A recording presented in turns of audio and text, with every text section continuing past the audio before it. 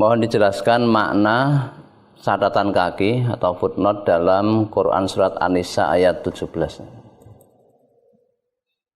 Saya bacakan ayatnya. Innamat taubatu 'alallahi lilladzina ya'maluna as-su'a bijahalatin summa yatubuna min qaribin faulaika yatubullahu 'alaihim wa kanallahu 'aliman hakima. Sesungguhnya taubat di sisi Allah hanyalah taubat bagi orang-orang yang mengerjakan kejahatan lantaran kejahilan, yang kemudian mereka bertaubat dengan segera, maka mereka itulah yang diterima Allah taubatnya. Dan Allah Maha mengetahui lagi Maha bijaksana. Tentang orang yang mengerjakan kejahatan lantaran kejahilan, maksudnya di sini adalah satu, orang yang berbuat maksiat dengan tidak mengetahui bahwa perbuatan itu adalah maksiat kecuali jika dipikirkan terlebih dahulu. Dua, orang yang durhaka kepada Allah baik dengan sengaja atau tidak. Tiga, orang yang melakukan kejahatan karena kurang kesadaran lantaran sangat marah atau karena dorongan hawa nafsu. Ini untuk notnya, ini mohon penjelasan. Ya tidak begitu itu kan. Kalau bunyinya ayat itu jelas, orang melakukan suatu perbuatan karena kejahilan. Jahil itu artinya bodoh, bodoh artinya tidak mengerti. Tidak mengerti bahwa yang dilakukan itu suatu perbuatan dosa. Ya, itu perbuatan dosa karena tidak mengerti tadi. Kalau ini dosa, maka dari catatan kaki tadi ada, coba dibaca lagi ya. Yang dimaksud kejahatan lantaran kejahilan, satu, orang yang berbuat maksiat dengan tidak mengetahui bahwa perbuatan itu adalah maksiat kecuali jika dipikirkan lebih dahulu. Nah itu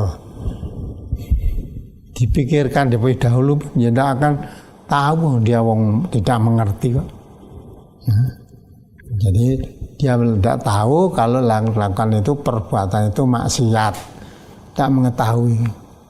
Lah orang bisa mengerti ini maksiat, ini tidak maksiat kan dengan agama. Dipikirno kaya ngopo, seperti apa dipikirkan. Kalau memang dia tidak paham tentang agama, ya tidak tahu. Apalagi banyak orang melakukan begitu. Ya. Banyak orang melakukan begitu, malah yang dilihat yang melakukan begitu orang-orang yang dilihatnya itu orang paham tentang agama.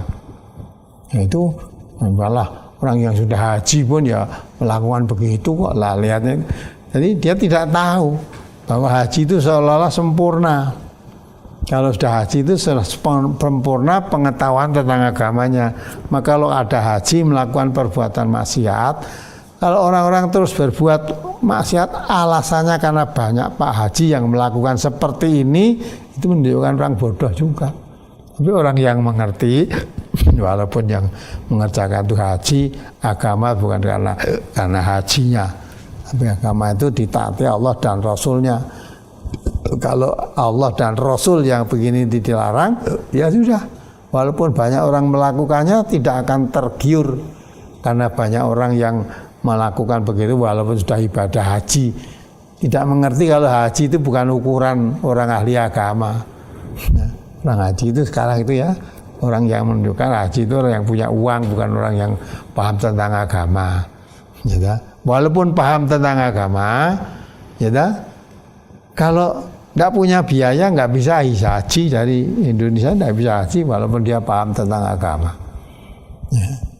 Tapi sebaliknya, orang yang sudah ibadah haji ke Mekah sana, apalagi sudah berkali-kali, jangan dianggap orang paham tentang agama. Ya, jangan paham tentang agama. Maka kalau orang berbuat maksiat karena tidak tahu, ya tidak tahu di sini maksudnya tidak tahu kalau itu maksiat, tahu agama. Ya, kecuali kalau dipikirkan dulu lah, dipikirkan dulu kalau dia orang tidak tahu, pikirannya ya tidak tahu tadi. Ya, kecuali kalau ngaji ya. Nah kalau ngaji dulu tahu berbuat maksiat, oh ternyata begini ini maksiat. Nah kalau tahu itu maksiat tentu tadi dilakukan. Jadi singkatnya melakukan perbuatan maksiat karena tidak tahu kalau yang dilakukan itu maksiat gitu lah. Apa yang ditanyakan lagi? Kemudian yang kedua, orang yang durhaka kepada Allah baik dengan sengaja atau tidak. Kemudian yang ketiga, orang yang melakukan kejahatan karena kurang kesadaran, lantaran sangat marah atau karena dorongan hawa nafsu. Nah, memang dorongan hawa nafsu itu selalu. Ya, dorongan hawa nafsu tidak ada orang berbuat maksiat tanpa dorongan hawa nafsu itu nggak ada. Ini kurang pas itu tadi. Dorongan hawa nafsu memang semua inna nafsa la amaratum bisu. Jadi yang diampuni oleh Allah, diterima tobatnya itu karena kebodohannya, bukan karena dorongan hawa nafsu. Karena memang dorongan hawa nafsu itu selalu jelek. Kalau dia paham tentang agama, hawa nafsu itu memang selalu mengajak manusia berbuat jelek. Inna nafsa la amaratum bisu. Walaupun dia orang pandai, ya, maka seperti ayat Al-Jasiyah 23 kemarin itu orang pandai. Tapi hawa nafsunya yang diturut, yang dipertuhan itu maksudnya dia daripada menurut perintah Allah lebih taat menurut perintahnya hawa nafsu. Maka kalau hawa nafsu yang dijadikan Tuhan selalu ditaati perintahnya, walaupun dia orang pandai, akan sesat dengan ilmunya. Mestinya kalau orang yang berilmu tidak sesat, tapi ini orang berilmu kok sesat, karena hawa nafsunya yang menguasai tadi. Jadi yang diterima taubatnya oleh Allah itu berbuat jahat, berbuat dosa karena tidak mengerti kalau yang dilakukan itu dosa, bukan karena dorongan hawa nafsu. Semua perbuatan dosa itu mesti perbuatan hawa nafsu, dorongan hawa nafsu itu pasti. Sekalipun dia pandai, kalau hawa nafsunya yang lebih ditaati daripada Tuhannya, ya pasti akan sesat.